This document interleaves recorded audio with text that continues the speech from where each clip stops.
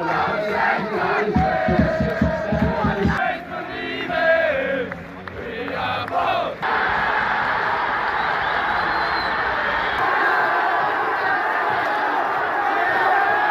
guys, welcome to Irish Footy Vlogs. This is the after-match reaction to the superb Europa League qualifier victory for Dundalk, and historical victory indeed for Dundalk. It's the second time that an Irish club has managed to get into the Europa League stages. Dundalk have done it twice now. Shamrock Rovers have done it once. So fantastic stuff for Dundalk. Let's get straight into this video, guys. And it was a strange match in many ways. Early on, Dundalk had a lot of possession, very pedestrian, but they had a lot of possession, and KI were very happy just to sit in deep. Absolutely no pressing on the ball at all,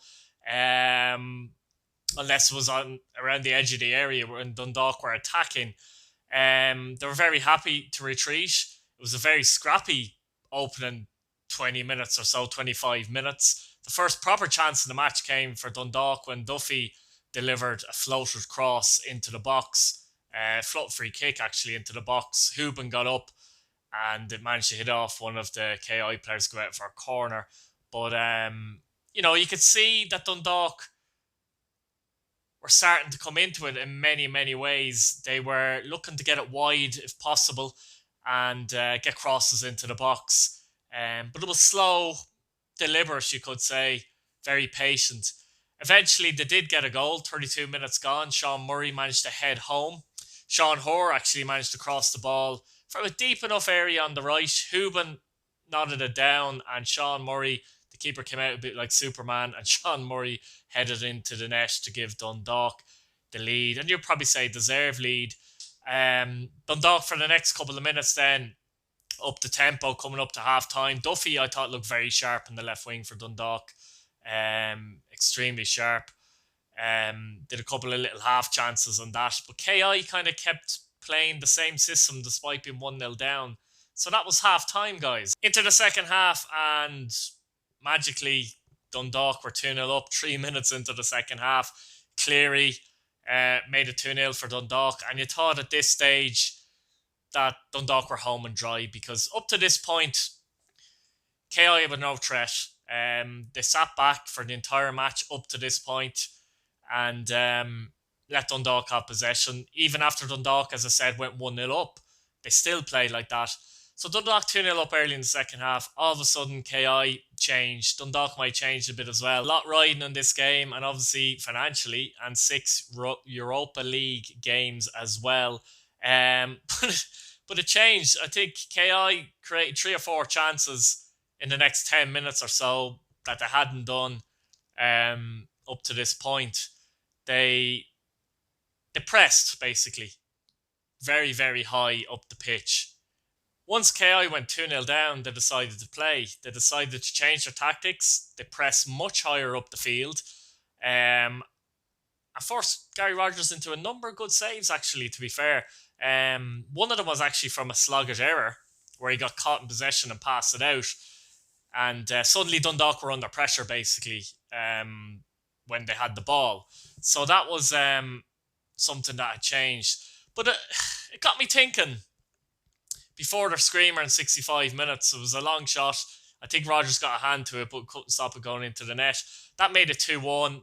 KI deserved it at that point. It being about 20 minutes at this stage of relentless pressure, high pressing, that was forcing Dundalk into errors. Dundalk probably sat back a little bit too. But it did get me thinking that, why the KI sit back from the very start. You can understand the first 10-15 minutes, they're technically away from home. But even when they went one down, they continued to sit back for a little while. It was only till they went 2 down they decided to change, because they've had good results. They beat Dynamo Tbilisi, 6-1 in the last round. They beat Slovan Bratislava in the, I think that was in the Champions League round, wasn't it? And they lost the Young Boys 3-1, a team that's used to Europa League and often Champions League group stage football. So, did they give Dundalk too much respect? They probably did, and that'd probably be a regret for them. They were knocking on the door, to be fair. KI, they looked like they were going to get an equaliser. They really did. A couple of changes for Dundalk at the right time as well. Kelly for Kolovich. Kolovich was drifted out of the game at this point. Macmillan came on for Hooban, who's probably tired and he's missed a few games recently as well. Hooban had a good influence in this game, to be fair. On 75 minutes as well, Rogers forced into another save where, he was tested. But on 79 minutes, I felt at this point, just before we get into the Dundalk goal, their third goal, I felt at this point that Ki were going to get a goal. I thought they were going to get an equaliser. I was sure it was on the way.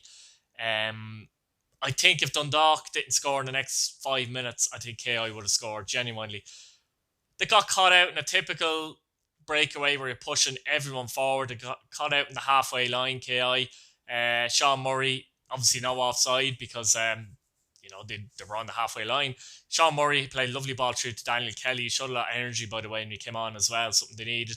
Kelly finished it with aplomb. He finished it with his left foot actually past the keeper to make it 3-1, and that was more or less it, to be honest. Ki complained of a penalty. I think a few minutes later they were looking for a penalty, but haven't seen the replays. It was a dive, to be honest with you.